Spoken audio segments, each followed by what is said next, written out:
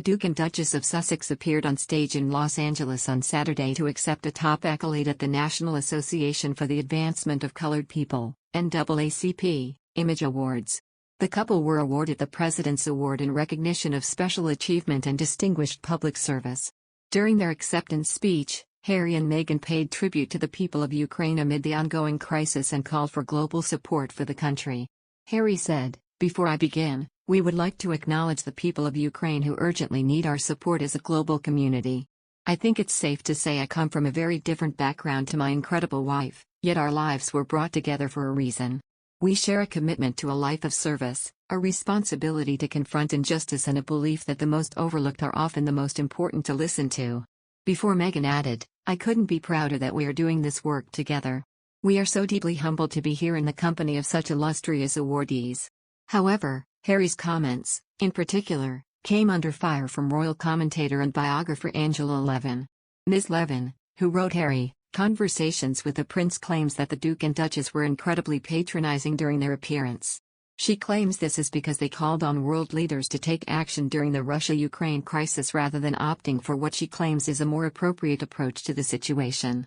On Twitter, Ms. Levin wrote, "Who knows, H&M might have been brought together for a reason, but it isn't to tell leaders around the world to take action to help Ukraine. Incredibly patronizing, assuming they know better, etc. William and Kate just said they supported Ukraine. Much more appropriate." Kate and Prince William issued a heartfelt message showing compassion to Ukraine on Saturday, which marked the third day of attacks by Russian forces across the Eastern European country. The couple recalled a 2020 meeting with President Volodymyr Zelenskyy and his wife, First Lady Olena Zelenska, in which they had the chance to learn firsthand of the leader's plans for Ukraine. In addition, they wrote, "Today we stand with the President and all of Ukraine's people as they bravely fight for that future."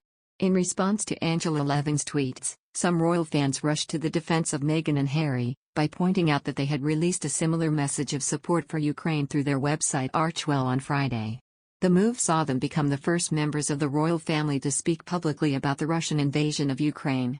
Their message read, "Prince Harry and Meghan, the Duke and Duchess of Sussex and all of us at Archwell stand with the people of Ukraine against this breach of international and humanitarian law and encourage the global community and its leaders to do the same." Besides, Piers Morgan slams Meghan Markle and Prince Harry on Twitter. The British talk show host tweeted, "Imagine giving these two clowns an award when their only claim to fame is trashing their families on TV, ruthlessly exploiting their royal titles for vast financial gain, and preaching about equality and environment from their California mansion and private jets? Hilarious." After the TV host's tweet, users defended the Duke and Duchess of Sussex.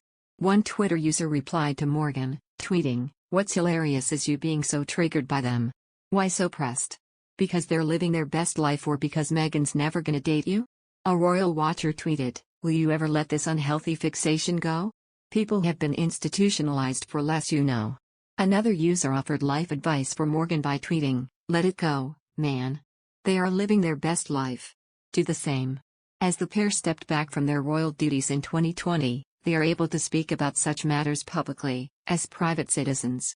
While, on the other hand, the Duke and Duchess of Cambridge rarely openly position themselves when it comes to sharing their views on diplomatic or military conflicts, due to royal protocol.